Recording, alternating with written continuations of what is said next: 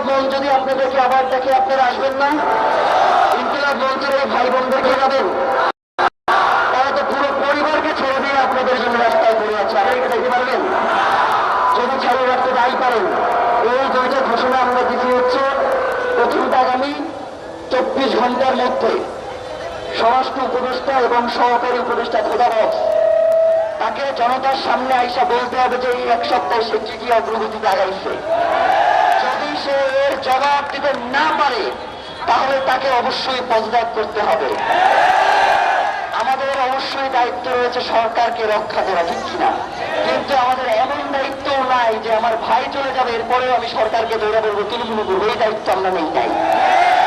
আপনারা অতি দ্রুত খুনিকে গ্রেফতার করুন এবং তাকে বিচারের মুখোমুখি করুন।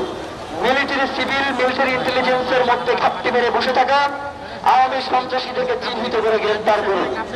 এরা যদি বেঁচে থাকে বাংলাদেশের স্বাধীনতা সার্বভৌমত্ব থাকবে না।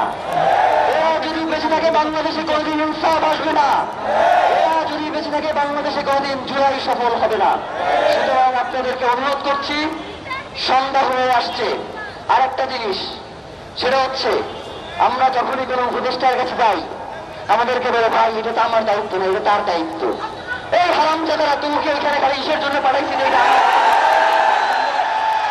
আমরা তোদেরকে পাঠাইছি এই যে 1400 মানুষ শহীদ হয়েছে বাংলাদেশে এতদিন যে 17 বছর কোন কোন হত্যা হয়েছে এর বিচার করার জন্য। তোরা কি সংসদে বিষয় মজ মস্তি করো, ফ্লাডে ফ্লাডে করেছে, এর জন্য আমরা তোদেরকে পাঠাইছি।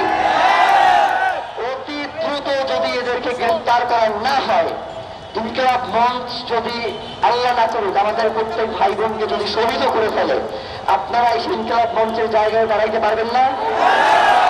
আজ থেকে ইনকিলাব মঞ্চ এর দায়িত্ব আপনাদের বাংলাদেশের সকল জনগণের।